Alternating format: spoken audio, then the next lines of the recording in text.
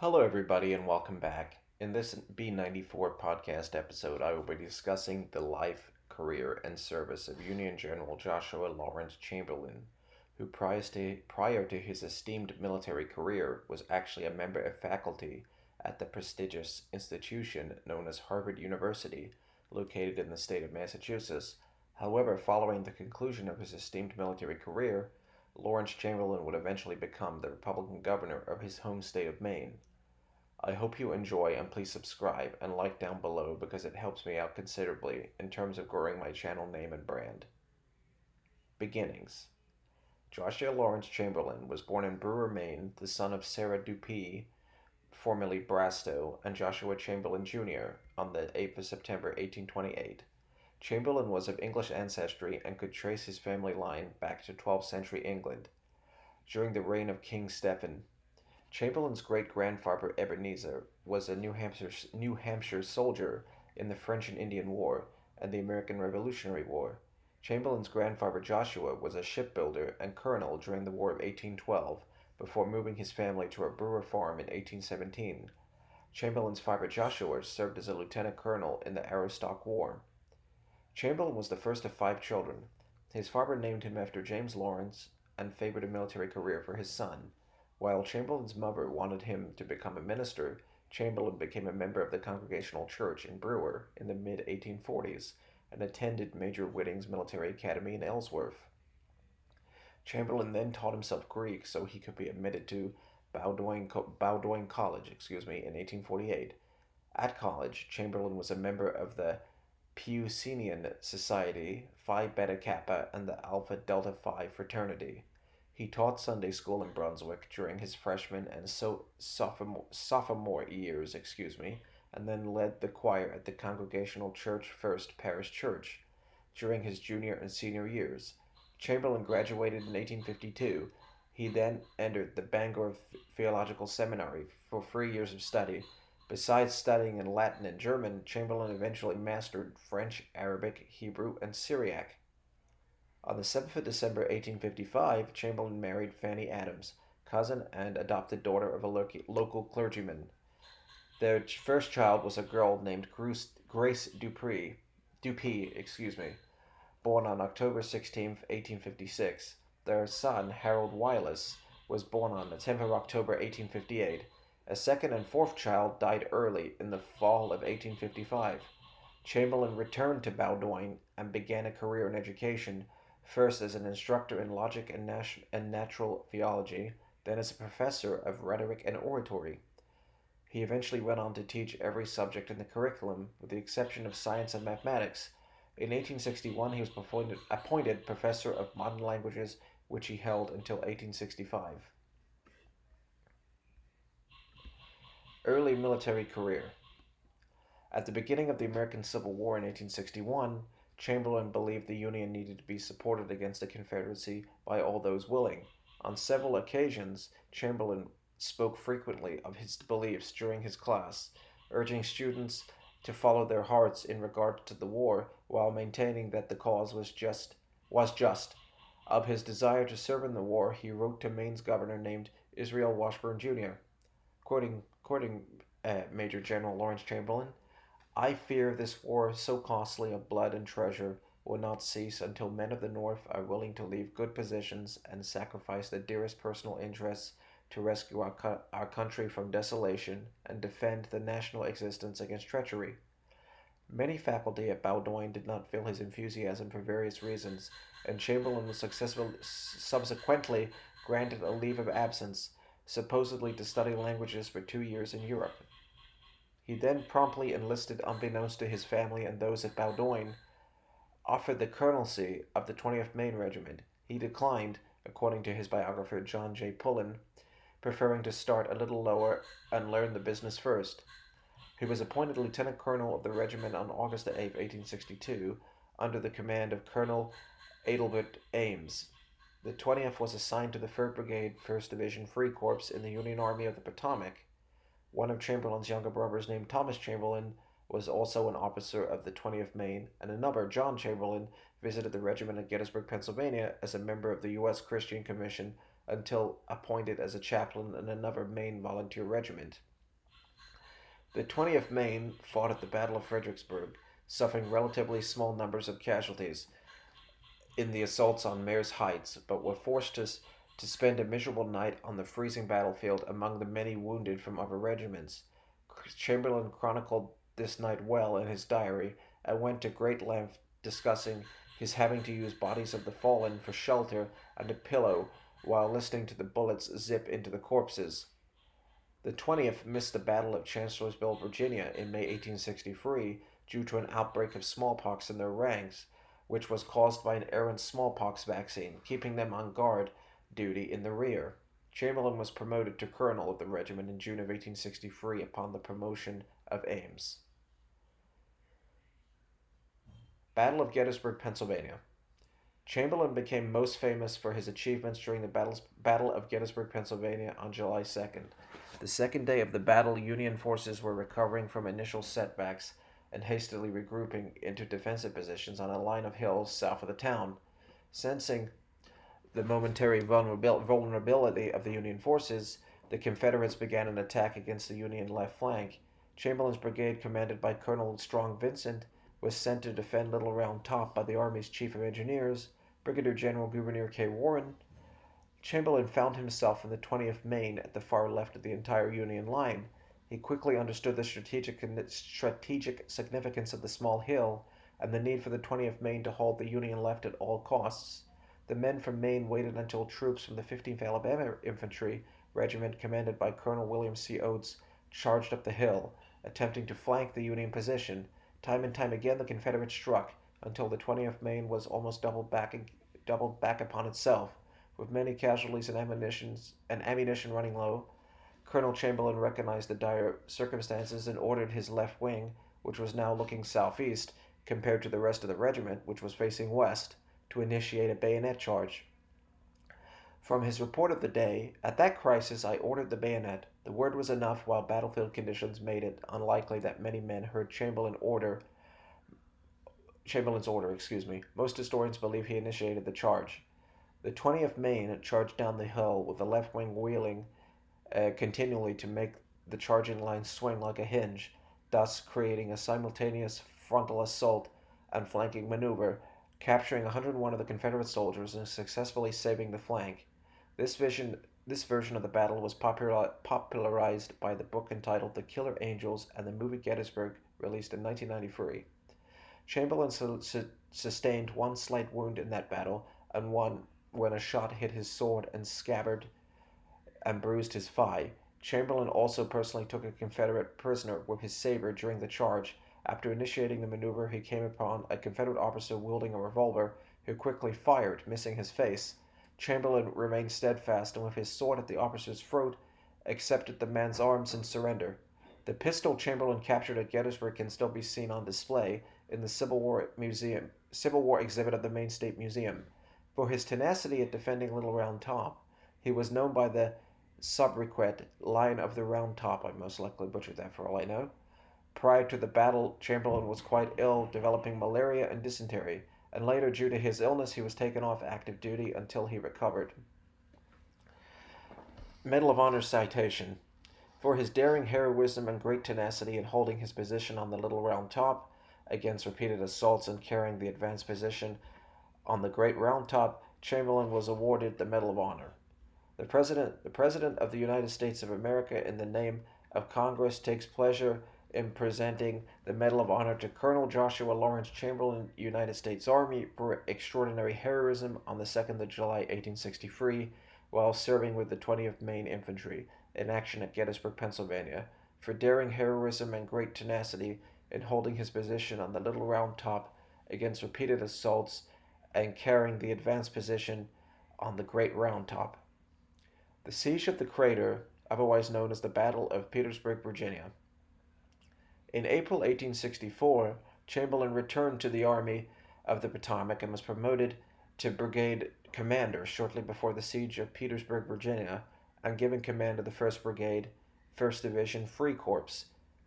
In a major action on June the 18th, during the Second Battle of Petersburg, Chamberlain was shot through the right hip and groin, the bullet exiting his left hip. Despite the injury, Chamberlain withdrew his sword and stuck it into the ground in order to keep himself upright to dissuade the growing resolve for retreat. He stood upright for several minutes until he collapsed and lay unconscious from loss of blood. The wound was considered mortal, by the division surgeon, who predicted he would perish.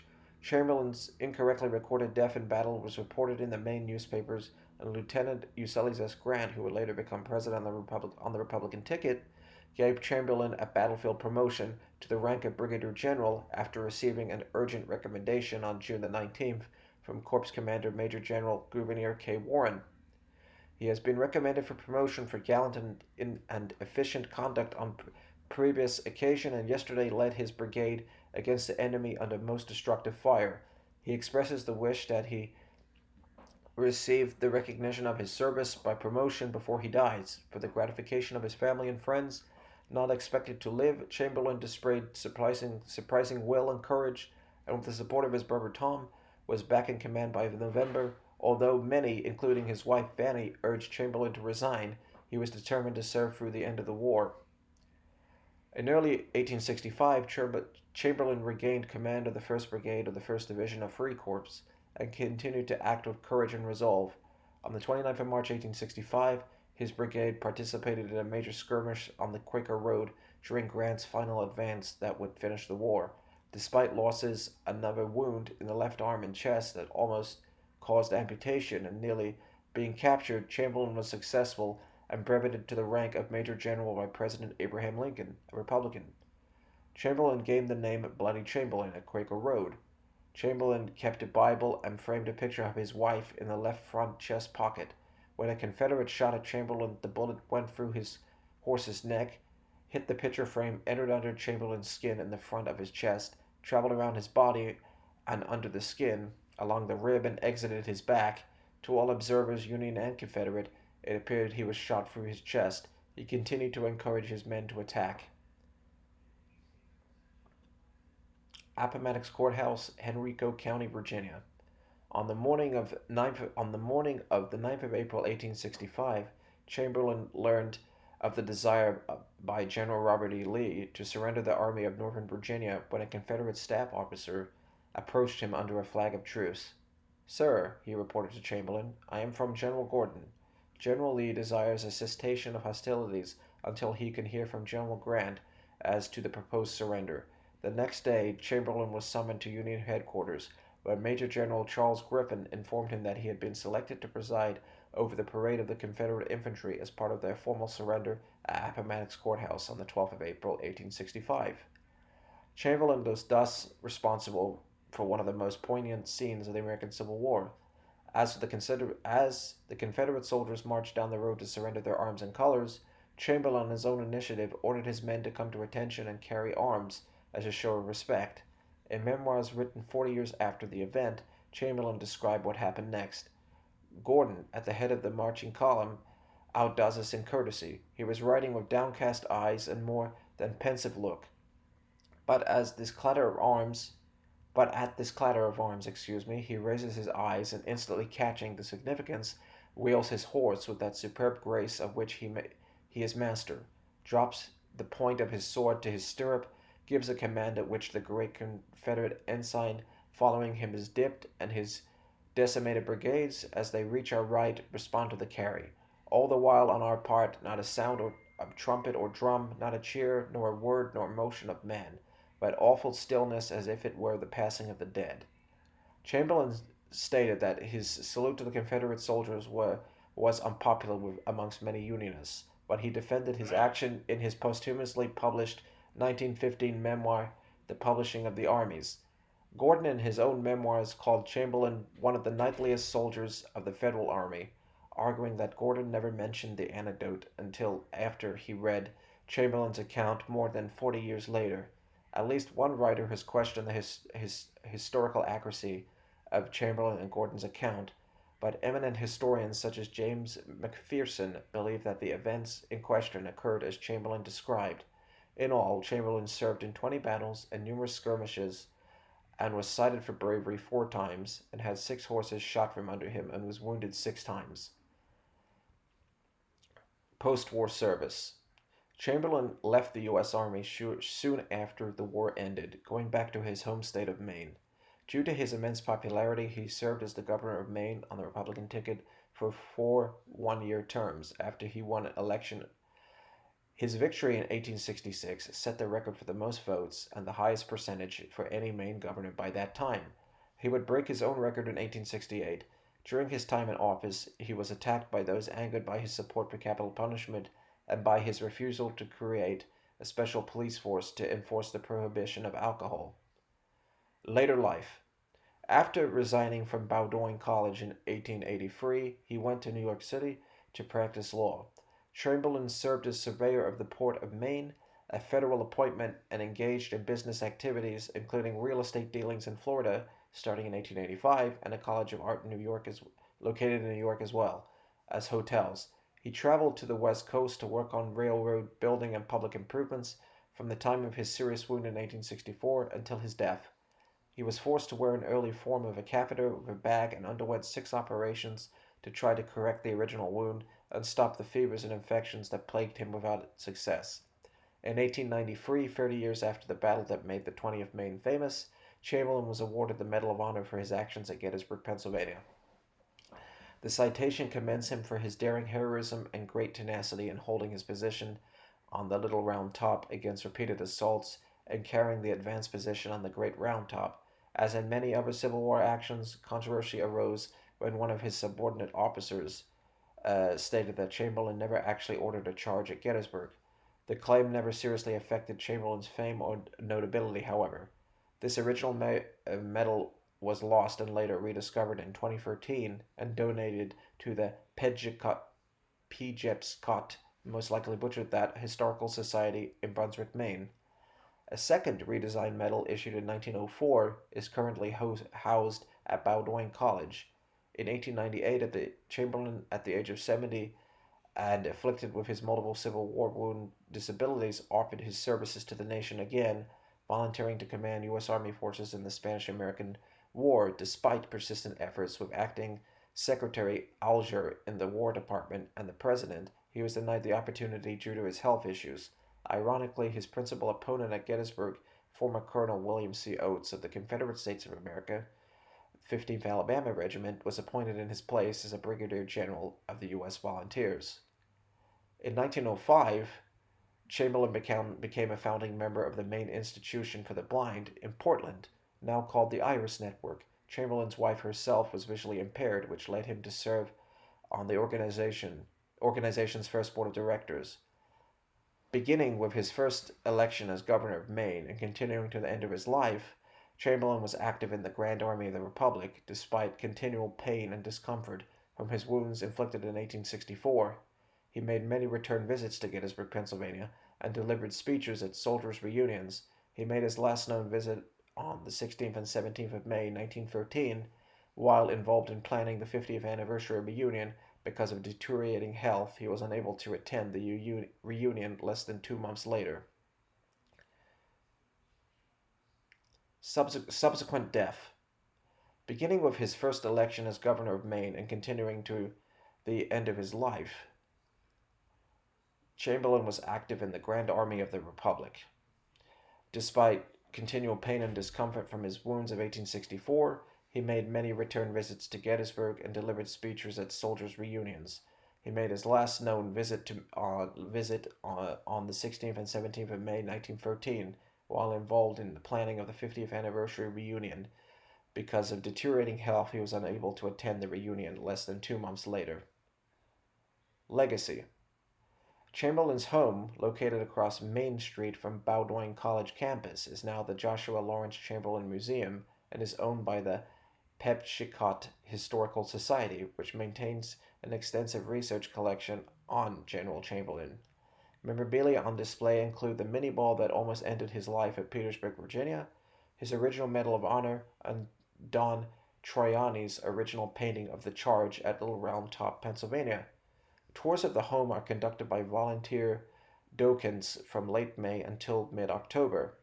U.S. Route 1A is carried across the Penobscot River between Bangor and Brewer, Maine, by the Joshua Lawrence Chamberlain Bridge, a two-lane steel plate girder bridge, opened on the 11th of November, 1954. The village of Chamberlain, Maine, located within the town of Bristol, is named after him. This concludes yet another episode of this B9400 podcast. I hope you enjoyed. Please subscribe and like, as it helps me out considerably in terms of expanding my channel and brand name. I'm signing off for now.